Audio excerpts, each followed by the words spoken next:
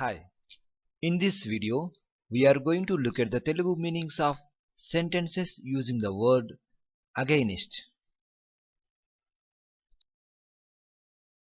Against means వ్యతిరేకంగా, విరుద్ధంగా, ఎదురుగా, ప్రతికూలంగా. Let us try to understand how to use these words in sentences. He behaves against me means అతడు నాకు వ్యతిరేకంగా ప్రవర్తిస్తాడు. Here he means అతడు, he behaves means అతడు ప్రవర్తిస్తాడు. Against means వ్యతిరేకంగా, against me means నాకు వ్యతిరేకంగా. They behave against me means వారు నాకు వ్యతిరేకంగా ప్రవర్తిస్తారు. Here they means వారు, they behave means వారు ప్రవర్తిస్తారు.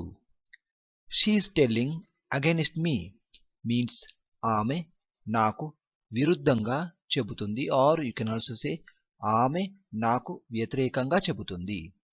Here she means ఆమె, she is telling means ఆమె చెబుతుంది. He is telling against me means అతడు నాకు విరుద్ధంగా చెబుతున్నాడు. Here he means అతడు, he is telling means అతడు చెబుతున్నాడు. They are telling against me means వారు నాకు విరుద్ధంగా చెబుతున్నారు. Here they means వారు, they are telling means వారు చెబుతున్నారు. Against means విరుద్ధంగా, against me means నాకు విరుద్ధంగా.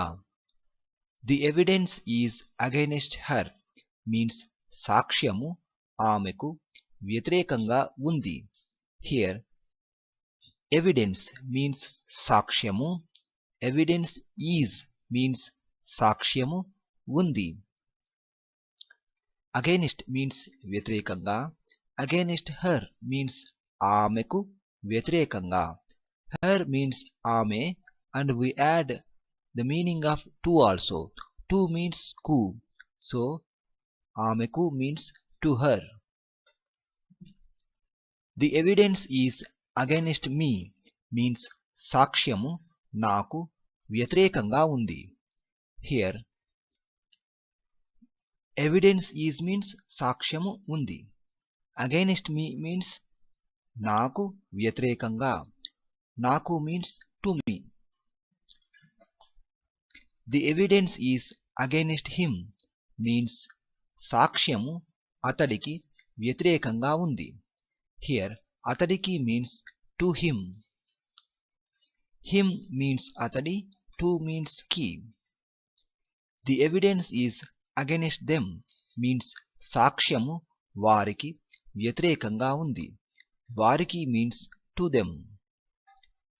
The evidence is against us means సాక్ష్యము మాకు వ్యతిరేకంగా ఉంది. మాకు means to us.